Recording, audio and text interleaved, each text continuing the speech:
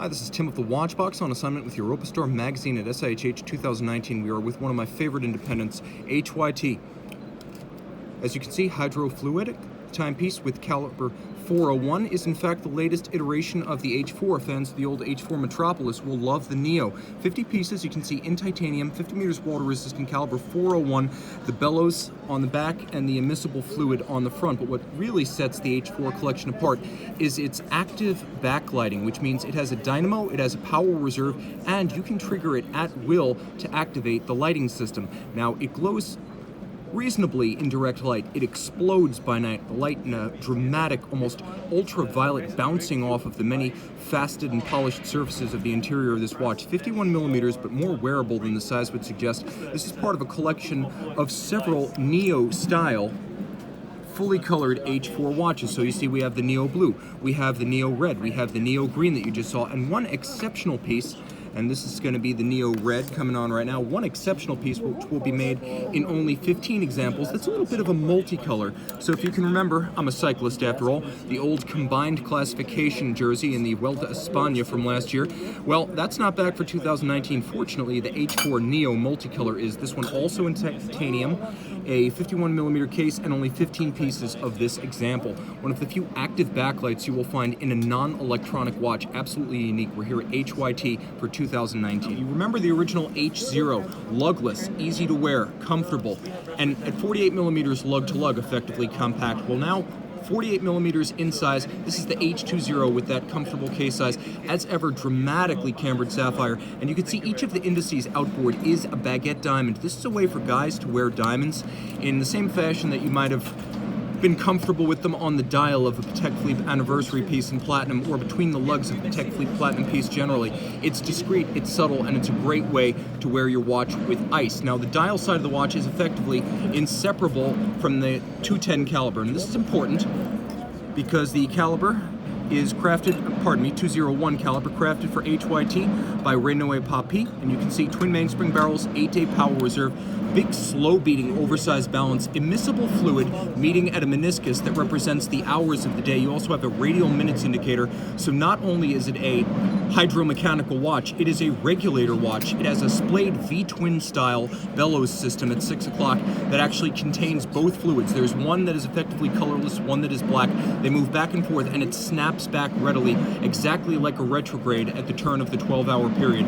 This is the H20 at HYT, one of two HYT H20 time is fluid variant. As you can see, this one features a Baroque use of cut yellow gold, the most traditional of golds, definitely bold, 48 millimeters round, but lugless. It wears easily on the wrist, and you can see time is fluid blazoned on the flanks. At each one of the 12 stations of the hours, they effectively act as the indices. Now, the watch features a splayed V-twin style hydromechanical system, 2 immiscible liquids, one red, one clear, and they push and they pull back and forth. You'll note as I actually adjust the watch, you can see in real time as the meniscus of the two fluids moves along. Now, if you continue to adjust, you'll also find out that not only is the watch a regulator with separate dials for hours and minutes and seconds, but the watch is also a remarkably elaborate retrograde, as the fluid itself, having reached the end of a 12-hour travel, simply jumps back all the way to the start. And it's remarkably swift, given that we are dealing with mechanical bellows and fluids. Now, on the opposite side, built by Renault Papi, also known as Audemars Piguet Renault Papi for HYT, caliber 201, 8-day power reserve, twin mainspring barrels. You can see it's resolutely, one might even say relentlessly mechanical and grayscale edgy on the case back, but colorful, florid, and flamboyant on the dial side with all manner of colors as well as depth, real depth. Look at the camber of that sapphire, and now look through the movement from the side. You can do that with precious few watches. This HYT H2 is one of them. And just so we can be complete, back with HYT 2019, we are looking at the H20 Time is Fluid. This one, limited series of 20 pieces, a combination of grayscale and tones and textures and materials. You can see the watch crafted from stainless steel, but a brushed finish, not overly flamboyant, but when you get to the dial side, things begin to explode. Expressive and deep and three-dimensional. It's one of only a few watches that could truly be described as such.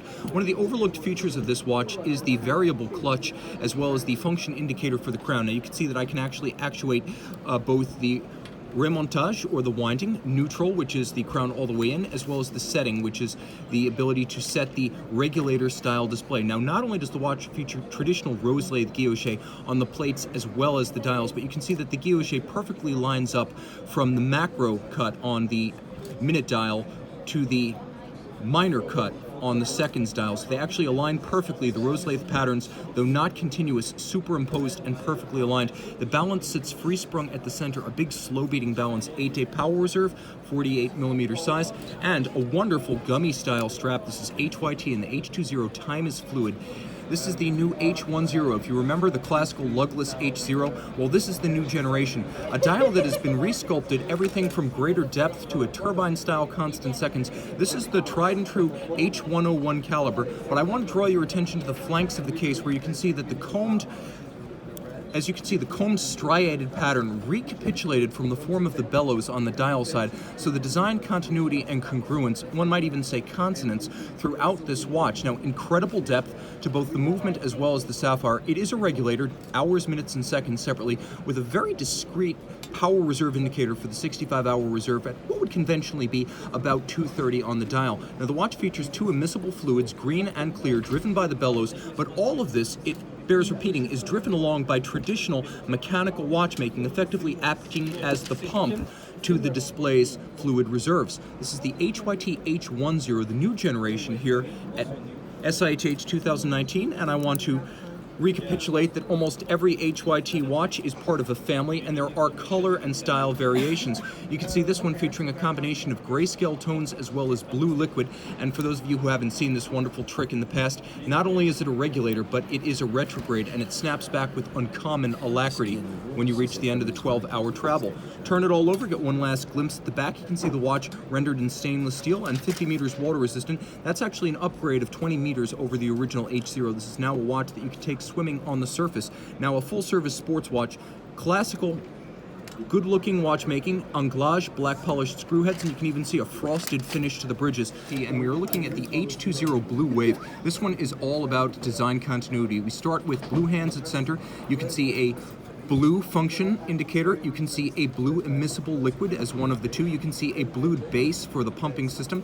Also on the flanks, you can see blued indices as well as a blued chapter ring that runs the full circumference of the case. Stainless steel with a blued sapphire caseback and the caliber 201, 8-day power reserve by Renault Papi. All of this fully loomed. The numerals on the side are loomed. The plate beneath the tubes fully loomed and backlit. The hands at center fully loomed. Let's get real close, get one last view of that 202 Renault Papi caliber. You can see hydro pneumatic, a combination of